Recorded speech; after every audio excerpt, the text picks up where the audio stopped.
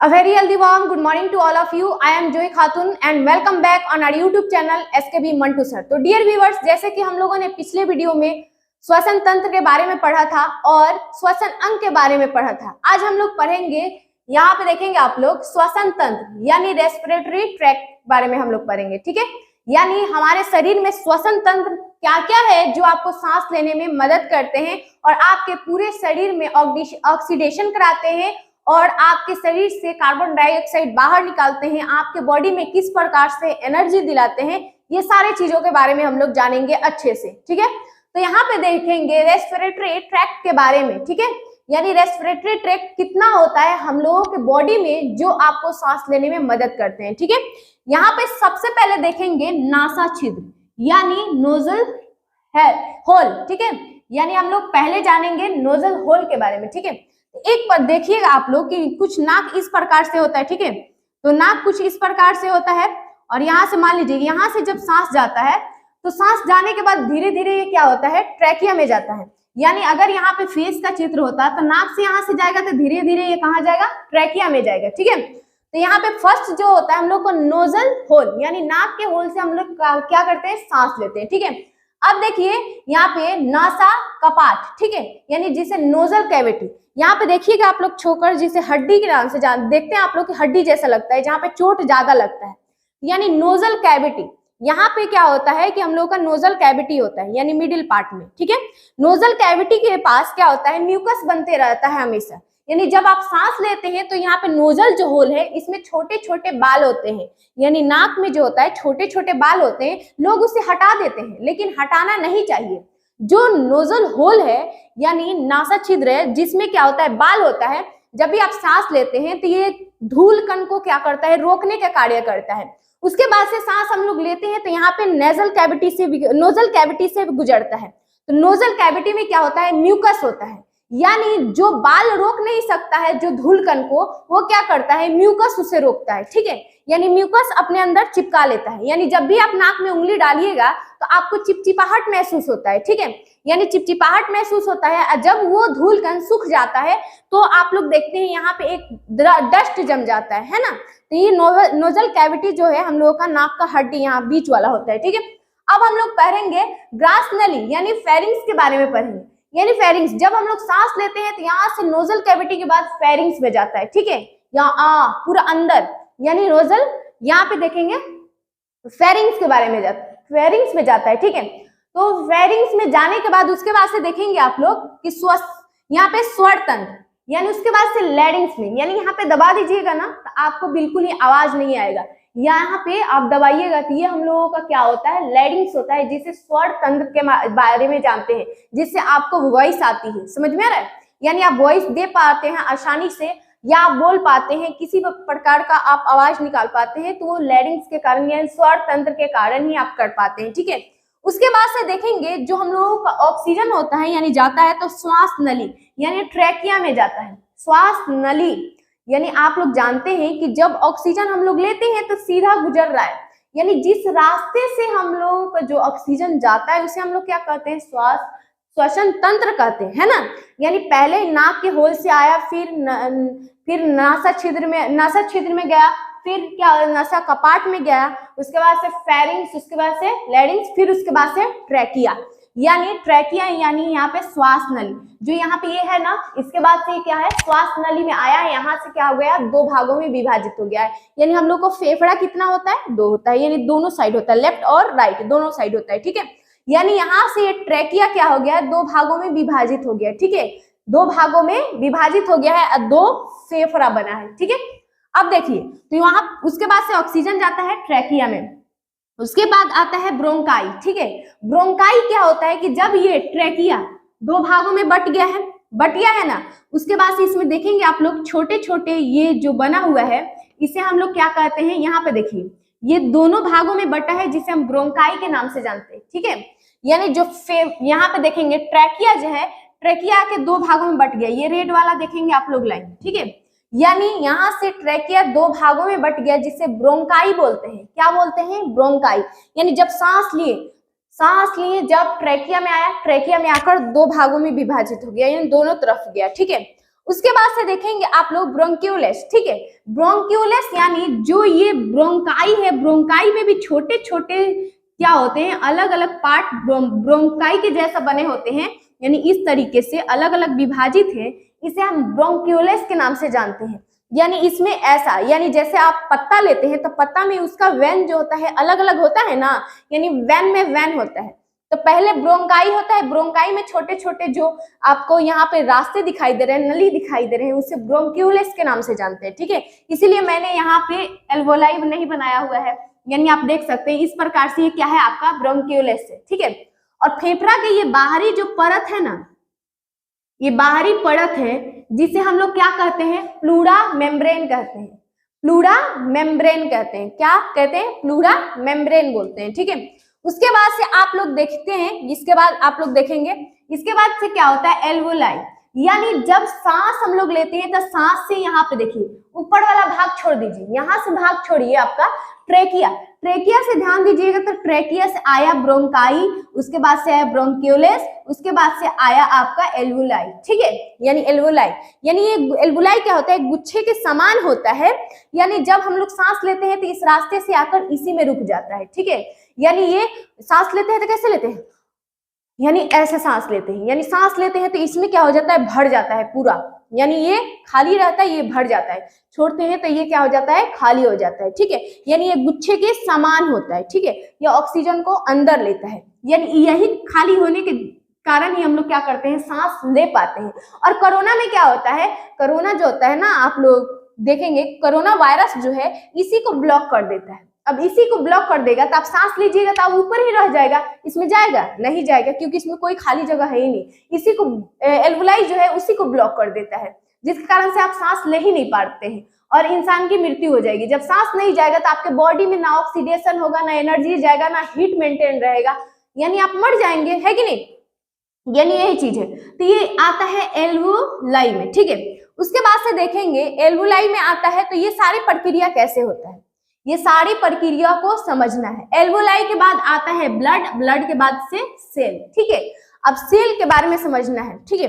अब देखिए अच्छे से समझिए कि जब हम लोग सांस लेते हैं, सांस लिए है ना, सांस लिए तो फेफड़े में गया, यानी धीरे धीरे आप समझ लीजिए, यानी ट्रेकिया में गया, ट्रेकिया से ब्रोंकाई में, ब्रोंकाई से ब्रोंक्यूलेस में, ब्रोंक्यूलेस से एल्वोलाई में, और एल्वोलाई में गया तो क्या हुआ, एल्वोलाई के पास क्या होता है, ऑक्सीजन, यहाँ पे सॉरी एल्वोलाई में क्या होता है, ब्लड होता है। अब ब्लड में हीमोग्लोबिन होता है, Hb होता है, हीमोग्लोबिन।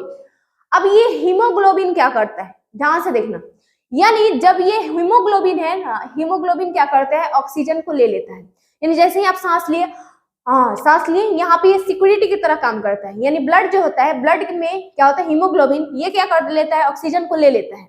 ऑक्सीजन को लेने के बाद ये क्या करता है, पूरे शरीर में ले जाकर देता है, ये तुम लो तुम लो तुम लो, यानी सबको बांट देता है।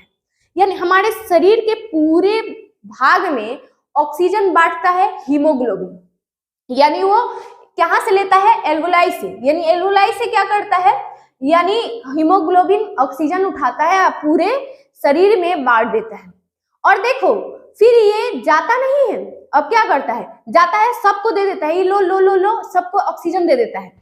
और फिर क्या बोलता है, कार्बन डाइऑक्साइड दो, यानी पूरे शरीर के भाग से वो कहता है कार्बन डाइऑक्साइड दो दो दो दो, लाया और इसको फिर क्या करता है, दे देता है। यानी पहले इससे ले लिया और फिर इसको लाकर क्या करता है, फेंक देता है इसमें, यानी ऑक्सीजन यहाँ से उठाया, O2 उठाया और फिर लाकर इसे कार्बन डाइऑक्साइड फेंक देता है, यानी ऑक्सीजन इससे लिया और फिर लाकर फेंक देता है यहीं पे कार्बन डाइऑक्साइड, ठीक है। उसके बाद से देखिए ये कार्बन डाइऑक्साइड कैसे निकलता है, इसको भी समझिए। अब देखिए आप सांस ले लिए ना, अब इससे ज्यादा आपको ताकत नहीं है कि आप सांस बाहर निकाल सके, ठीक है। सांस लेने की आपके पास ताकत है, निकालने की ताकत आपके पास नहीं है। यहाँ पे कौन सी चीज कार्य करता है, यहाँ पे कार्य करता है आपका डायफ्राम। डायफ्राम, जब आप सांस लेते हैं तो डायफ्राम नीचे हो जाता है। डायफ्राम एक क्या होता है, संयोजी ऊतक का बना होता है, यानी ये क्या है, मसल्स पार्ट है, ठीक है। अब देखिए और छोड़ते हैं तो डायफ्राम क्या करता है, फेफड़े को धकेलता है, यानी फेफड़े को जैसे ही धकेलेगा कार्बन डाइऑक्साइड क्या हो जाता है, बाहर हो जाता है। और जैसे ही आप सांस लीजिएगा ये डायफ्राम नीचे हो जाता है, इसमें ऑक्सीजन आ जाता है। ऑक्सीजन को हीमोग्लोबिन क्या करता है, पूरे शरीर में ले जाकर दे देता है, कार्बन डाइऑक्साइड लाता है, फिर एल्वुलाई को दे देता है और फिर डायफ्राम धक्का मारता है, जिसके कारण से फिर आपके शरीर से कार्बन डाइऑक्साइड जो होता है बाहर निकल जाता है। यानी इस तरीके से प्रोसेस चलता है, समझ में आ रहा है। तो इसमें ब्लड का क्या कार्य है, यानी ब्लड क्या करता है, ऑक्सीजन को लेता है या कार्बन डाइऑक्साइड को बाहर निकालता है। ठीक है, अब देखिए एक चीज और है, यानी हीमोग्लोबिन जो है, हीमोग्लोबिन को ना कार्बन मोनोऑक्साइड से बड़ा लगाव है, यानी सीओ को कार्बन मोनोऑक्साइड बोलते हैं। यानी जब आप धुएं वाले एरिया में रहिएगा ना तो ऑक्सीजन से ज्यादा इसको प्यार कार्बन मोनोऑक्साइड से, है ना। यानी ऑक्सीजन से ज्यादा प्यार इसको कार्बन मोनोऑक्साइड से, यानी इसको ज्यादा पसंद है। अब आप धुएं वाले एरिया में रहिएगा तो पता है क्या करेगा, कहेगा कि बात छोड़ तू, ऑक्सीजन हट। पहले वो कार्बन मोनोऑक्साइड को ही उठाता है पूरे शरीर में, उसको बड़ा पसंद है, बहुत प्यार है उससे। अब पूरे शरीर में क्या करता है, ले जाकर कार्बन मोनोऑक्साइड छोड़ देता है। ठीक है, अब कार्बन मोनोऑक्साइड आपके पूरे शरीर में भर गया, क्योंकि देखो जब आप सांस लीजिएगा तो धीरे धीरे आएगा तो एल्वुलाई में आएगा, एल्वुलाई में आएगा तो यहाँ से हीमोग्लोबिन क्या करता है, ऑक्सीजन उठाता है। अब ऑक्सीजन को इग्नोर करेगा क्योंकि इसको ज्यादा पसंद ऑक्सीजन नहीं है, ज्यादा पसंद कार्बन मोनोऑक्साइड है। कहेगा चल चल ते हट, तू हट जा। ये क्या करेगा, कार्बन मोनोऑक्साइड को उठाएगा, पूरे शरीर में दे देगा। अब पूरे शरीर में दे देगा तो आपको चक्कर आने लगता है, उल्टी होने लगता है या बेहोश होने लगते हैं। कारण यही है, धुएं वाले एरिया में रहिएगा तो, धुएं वाले एरिया में रहिएगा तो आपको उल्टी होता है या आप बेहोश हो जाते हैं या बहुत सारी चीजें। तो हम लोगों को धुआं वाले एरिया से बचना चाहिए, क्योंकि हमारे हीमोग्लोबिन जो है ना, ब्लड में जो हीमोग्लोबिन है जिसके कारण रक्त लाल होता है, उसको ऑक्सीजन से ज्यादा प्यार कार्बन मोनोऑक्साइड से है। तो इससे बचिए आप, ठीक है। तो ये क्या करता है, पूरे शरीर में कार्बन मोनोऑक्साइड को भी भेज देता है। तो क्वेश्चन आपको पूछेगा कि जो हीमोग्लोबिन है, हीमोग्लोबिन आपके शरीर में पूरे ऑक्सीजन तो पहुंचाता ही है, इसके बाद भी किस चीज से ज्यादा अट्रैक्ट होता है, तो इसके बाद सबसे ज्यादा अट्रैक्ट किस चीज से होता है, कार्बन मोनोऑक्साइड से। यानी ऑक्सीजन पहुंचाने का काम करता है, प्लस में कार्बन मोनोऑक्साइड से भी ज्यादा प्यार है। ठीक है, इसको जरूर ध्यान रखिएगा, समझ में आ रहा है।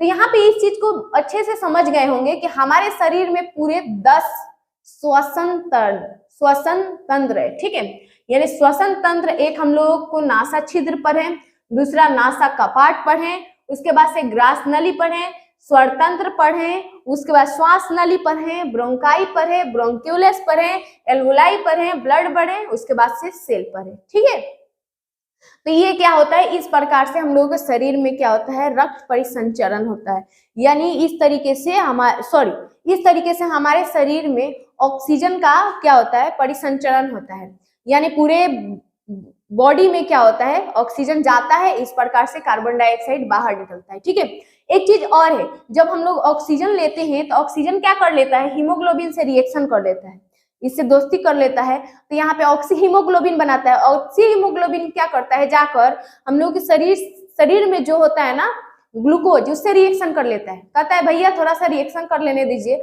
जब रिएक्शन करता है तब पूरा ऊर्जा मिलता है, यानी ऊर्जा हमारे शरीर में पूरा प्रदान करता है, जिसके कारण से हम लोग एनर्जेटिक महसूस करते हैं। तो ये सारे चीज को मैंने बता दिया। डायफ्राम का क्या कार्य है, ब्रोंकाई का क्या काम है, ब्रोंक्यूलस का क्या काम है, उसके बाद से यहाँ पे प्लूरा मेम्ब्रेन क्या है, ट्रेकिया क्या है, एल्वुलाई क्या है, हीमोग्लोबिन, ऑक्सीजन, कार्बन मोनोऑक्साइड, ये सारी चीज मैंने बता दिया। आप चाहें तो इसका स्क्रीनशॉट भी ले सकते हैं। उसके बाद से मैं इसके बारे में और भी थोड़ा डेप्थ में बता देती हूँ। यानी जब आप खाते हैं तो आपको हिचकी क्यों आती है, जब आप खाना खाते हैं तो हिचकी क्यों आती है। ठीक है, इन सारी चीजों को कारण हम लोग अभी जस्ट जान लेंगे। अब हम लोग जानेंगे एपिग्लोटिक्स। यानी एपिग्लोटिक्स क्या है, यानी जब आप सांस लेते हैं या आप भोजन खाते हैं उस टाइम में आपको हिचकी आती है। हिचकी आती है तो आप लोग कहते हैं ना कि आपको कोई याद कर रहा है। अब देखिए आपको कैसे कोई याद करता है। ठीक है, अब देखिए यहाँ पे देखिए कि जो श्वास नली होता है, ठीक है, तो श्वास नली होता है या खाते हैं, नली एक ही है लेकिन आकर यहाँ से दो भागों में विभाजित हो जा रहा है। यानी नली एक ही है, ट्रेकिया एक ही है, आकर ब्रोंकाई में दो जगह बट गया है ना, यानी दो जगह बट गया, यानी फेफड़ा में चल गया। लेकिन एक चीज और सुनिए, ध्यान से देखिए, यानी ये आ गया आपका फेफड़ा का, यानी यहाँ से ये ट्रेकिया था, ठीक है, ये आपका ट्रेकिया है, यानी ये आपका इफोगेसिस, ये एसोफेगस जो पाइप है जो आप खाना खाते हैं भोजन वाला, यानी यहाँ पे देखेंगे ये पाइप जो है, ये पाइप आपका दो भागों में बट गया है, एक वो आपका फूड वाला होता है, एक वो आपका एयर वाला होता है। यानी एक वही आपका ट्रेकिया बन जाता है और एक वो आपका फूड नली बन जाता है, यानी फूड पाइप बन जाता है। ठीक है, तो यहाँ पे देखिए, यहाँ पे काम करता है इपिग्लोटिक्स। ठीक है, एपिग्लोटिक्स। ठीक है, यहाँ पे काम करता है एपिग्लोटिक्स। अब देखिए एपिग्लोटिक्स का काम क्या है, यानी जब आप खाते हैं तो क्या होता है, ये सिग्नल मांगता है। ठीक है, यानी देखिएगा, आप खाना खाते हैं तो आप संकेत देते हैं ब्रेन को कि आप खाना खा रहे हैं। ठीक है, जब आप खाना खाते हैं तो ब्रेन को संकेत देते हैं कि हम खाना खा रहे हैं। ब्रेन क्या करता है, एपिग्लोटिक्स को एक्टिव कर देता है। जैसे ही आप खाना को निगलते हैं यानी अंदर जाने देते हैं, तुरंत ये क्या करता है, एयर की तरफ मुड़ जाता है, यानी तुरंत ये दाएं आ जाता है बाएं, क्योंकि हम लोग को खाना कहाँ जाता है, बाएं, यानी इधर जाता है। यानी बाएं वाले पाइप को खोल देता है, दाएं वाले पाइप को बंद कर देता है, सीधा बंद कर देता है। ये नहीं, अब आप ऐसे मन से कहिए, कंट्रोल कीजिएगा, ए एपिग्लोटिक्स मैं खाना खा रही हूँ, तू इधर घूम जा, मेरे को खाना खाना है, यानी खाना को उधर जाने देना नहीं। आपके ब्रेन क्या करता है, इसको एक्टिव करता है एपिग्लोटिक्स को। जब आप खाना खाते हैं तो बाएं वाला नली खुलता है, दाएं वाला नली बंद हो जाता है। जब सांस लिए ब्रेन को पता चला कि आप सांस लिए, तो ये क्या करता है, दाएं से फिर बाएं, यानी फूड वाला बंद कर देता है, क्योंकि उसमें तो ऑक्सीजन का वहां पे आपको कोई जरूरत ही नहीं है, ये ऑक्सीजन पहुंचाने का काम तो वहां पे हीमोग्लोबिन का है। ये एपिग्लोटिक्स जो होता है बाएं तरफ घूम जाता है, उसके बाद से क्या बचता है, एयर वाला खुल जाता है, यानी सांस लेते हैं तो सीधा फेफड़ा में चल गया। अब देखिए क्या होता है, आप कभी कभी खाते हैं, आपको हिचकी आ जाता है, ध्यान दीजिए। अब खा रहे हैं, खाने के टाइम में किसी की यादों में पूरा खोए हुए हैं, यानी पूरा आप दिमाग को बिजी कर लिए हैं, किसी को याद कर रहे हैं और पूरा दिमाग को बिजी कर लिए हैं। अब खा रहे हैं तो एपिग्लोटिक्स कहता है, रे तू खा रहा है कि सांस ले रहा है, यानी तुम तो कोई भी सिग्नल मेरे को दे ही नहीं रहा है, तो घूमना चाहिए दाएं तो घूम जाता है बाएं। ठीक है, यानी घूमना चाहिए दाएं, यानी जब आप खाना खा रहे हैं तो इसको घूमना चाहिए इधर, तो ये घूम जाता है इधर। अब ब्रेन को सिग्नल नहीं मिल रही, कह रहा है कि रे तू खा क्या रहा है, मतलब तू खाना खा रहा है कि तू ऑक्सीजन भेज रहा है, यानी तुम सांस ले रहा है, कुछ सिग्नल ही नहीं मिलता है, क्योंकि आपका ब्रेन पूरा बिजी हो जाता है। तो ये घूमना चाहिए क्या, बाएं तो घूमना चाहिए दाएं तो क्या जाता है, घूम जाता है बाएं, यानी ये घूम जाता है तब फूड वाला नली क्या हो जाता है, इधर से बंद हो जाता है, ये बंद होता है तो इधर खुल जाता है, तो खाना क्या हो जाता है, यहाँ पे चला जाता है, यानी खाना क्या होता है, इससे ये फेफड़ा में एंटर कर जाता है। और देखिए फेफड़ा में घुसता है तो एल्वुलाई देखता है तो कहता है कि रे तू मेरे एरिया में कहाँ आ रहा है, यानी ये आएगा तुम तो इधर ही फंस जाएगा, यानी खाना तो फंस जाएगा। जब फेफड़ा में इतना सारा संरचना है तो जाएगा तो फंसेगा ही, बोलेगा अरे ये तो हवा वाला एरिया है, तू इधर से कहाँ से आ रहा है। अब ये क्या कर रहा है, पूरा क्या करता है, दम लगाता है, कहता है जोर लगा के ऐसा इसको टेलो, यानी पूरा इसको ऊपर ढकेलो, यानी इसको क्या करता है, खाना को पूरा ढकेलता है, ढकेलते ढकेलते क्या करता है, इसको ऊपर लेकर आता है। तो आप क्या करते हैं, ऐसे करते हैं, है ना, यानी ऐसा करने का कारण क्या है, यानी ये सारे फेफड़े में एल्वुलाई वगैरह जितने हैं मिलकर क्या करते हैं, इसको धक्का मारते हैं खाना को, यानी धक्का मारो, इसको बाहर निकालो, यानी ये लोग कहते हैं ये तो हवा का एरिया है ना, यानी इसमें हवा जाना चाहिए, फूट चला गया गलती से, क्योंकि यहाँ पे एपिग्लोटिक्स ठीक से काम नहीं किया। अब क्या करता है, धक्का मारते रहता है, आपको बार बार हिचकी आते रहता है, यानी जब तक आप खाना फेफड़ा वाले नली से बाहर ना निकल जाए तब तक आपको हिचकी आएगी, तब तक फेफड़े क्या करेगा, इसमें एल्वुलाई जो है ये सब क्या करेंगे, आपको धक्का देते रहेंगे, यानी धक्का मार मार कर उसको बाहर निकालते हैं। ठीक है, यानी बाहर निकाले, अब फिर उसको देखते भी रहते हैं ये बाहर निकला या नहीं निकला, मतलब सोचिए गॉड ने कैसा सिस्टम बनाया है, यानी उसे फिर देखते रहते हैं ये बाहर निकला या नहीं निकला। जब देखते हैं कि निकल गया तो आपकी हिचकी क्या हो जाती है, बंद हो जाता है। एक बात और ध्यान रखिएगा, आप लोग कहते हैं कि हम लोगों को कोई याद कर रहा है, ऐसा नहीं, आप किसी को याद कर रहे होते हैं, है ना, यानी आप अपने माइंड को इतना बिजी इंगेज कर लेते हैं, यहाँ पे एपिग्लोटिक्स ठीक से काम ही नहीं कर पाता है और आपको हिचकी आता है, यानी खाना जाना चाहिए फूड वाले पाइप में तो खाना चला जाता है एयर वाले पाइप में। ठीक है, यहाँ पे पाइप दो तरीके का होता है, एक फूड पाइप होता है, एक एयर, फूड वाला बाएं तरफ, एयर होता है हम लोग को दाएं तरफ। ठीक है, एक चीज ये है। उसके बाद से एक चीज और है कि देखिए आप लोग जल्दी जल्दी में जब खा लेते हैं तो जल्दी जल्दी में माइंड को संकेत ही नहीं मिल पाता है, माइंड को संकेत कुछ नहीं मिलेगा ठीक से, तो एपिग्लोटिक्स को भी सही से संकेत नहीं मिलेगा। और जब फेफड़ा में वो पहुंच जाता है तो इसी कारण से आपको नाक से मुंह से पानी खाना सब निकल जाता है बाहर। यानी कारण क्या है, यानी फेफड़े में प्रवेश कर जाना। अब फेफड़े में प्रवेश किया तो एकदम ये जल्दी जल्दी धक्का मार कर बाहर निकालता है लोग। उस टाइम में आपको उल्टी आने लगता है, नाक से पानी, नाक से भात सब निकल जाता है ना। यानी कारण क्या है, एल्वुलाई यहाँ पे फेफड़े में कभी भी जाएगा, फेफड़े वाली पाइप में थोड़ा भी खाना चला जाएगा तो फेफड़ा उसको निकालने का काम करने लगता है। ठीक है, ये चीज था, ये चीज अब अच्छे से समझ लिए कि हमें हिचकी क्यों आती है। अब हमें समझना है कि यहाँ पे टाइडल वॉल्यूम, ठीक है, टाइडल वॉल्यूम में होता है यानी आप एक बार में सांस कितना लेते हैं। एक जीवित इंसान 1 मिनट में वो क्या करता है, 16 बार सांस लेता है। एक जीवित इंसान 1 मिनट में, जगे हुए इंसान 1 मिनट में 16 बार, और सोए हुए इंसान एक बार में 12 बार सांस लेते हैं। यानी जगे हैं तो आप जल्दी जल्दी सांस लेते हैं, और सोए हैं तो लंबा खींचते हैं, ऐसे खींचते हैं ना। यानी बहुत सारे लोग खराटे भी लेते हैं, यानी सांस जो होते हैं लंबा खींचते हैं, है ना। तो जगे हुए इंसान जो है 1 मिनट में 16 बार सांस लेता है, और सोए हुए इंसान 1 मिनट में 12 बार सांस लेता है। और छोटा बच्चा का जो सांस लेने का रेशियो है वो बड़े जो इंसान है, बड़े मनुष्य हैं उनसे कम है, क्योंकि छोटा सा उन लोगों का क्या होता है, फेफड़ा होता है, ऐसे ऐसे ऐसे दुक दुक दुक दुक दुक दुक, यानी बहुत जल्दी जल्दी सांस लेते हैं उन लोग। यानी हम लोगों की अपेक्षा उन लोग में जल्दी जल्दी सांस लेने की प्रक्रिया होती है। अब देखिए यहाँ पे टाइडल वॉल्यूम का मतलब होता है एक बार आप सांस खींचते हैं तो कितना खींचते हैं, यानी एक बार में आप 500 ml क्या करते हैं, हवा को अंदर खींचते हैं, है ना। एक बार सांस लिए, एक बार खींचे तो 500 ml खींचे, ठीक है। अब देखिए यहाँ पे दूसरा यहाँ पे पढ़ना है टोटल लंग्स कैपेसिटी, ठीक है, टोटल लंग्स कैपेसिटी, ठीक है। यानी टोटल हम लोगों के लंग्स जो फेफड़ा है उसका कैपेसिटी कितना है, वो एक बार में कितना ऑक्सीजन या कितने गैस को स्टोर कर लेता है। अब देखिए एक बार में सांस लीजिएगा ना लंबा, यानी बहुत लंबा लीजिए तो एक बार में वो 6000 ml क्या कर सकता है, गैस को स्टोर कर सकते हैं, एक बार में खींच सकते हैं, ठीक है। एक चीज है इतना कैपेसिटी होता है कि 6000 ml वो खींच सके, ठीक है। अब देखिए ऑक्सीजन सिलेंडर, आप लोग जानते हैं कि अलग अलग जगहों पर अगर हम लोग जाते हैं तो वहां पे ऑक्सीजन की कमी हो जाती है, जैसे कि खासकर ज्यादा करके ऊंचे वाले जगह पे, क्योंकि हम लोग जानते हैं कि हम लोग ऊंचे जगह पे जाते हैं तो ऑक्सीजन की कमी होती है तो सिलेंडर ले जाना पड़ता है। अब देखिए यहाँ पे ऑक्सीजन सिलेंडर पर्वत यानी जब पहाड़ पर आप लोग चढ़ते हैं तो वहां पे जाते हैं तो ऑक्सीजन सिलेंडर में ऑक्सीजन और नाइट्रोजन मिलाया जाता है, ठीक है। यानी जो आप ऑक्सीजन सिलेंडर ले जाते हैं उसमें ऑक्सीजन प्लस नाइट्रोजन मिला रहता है।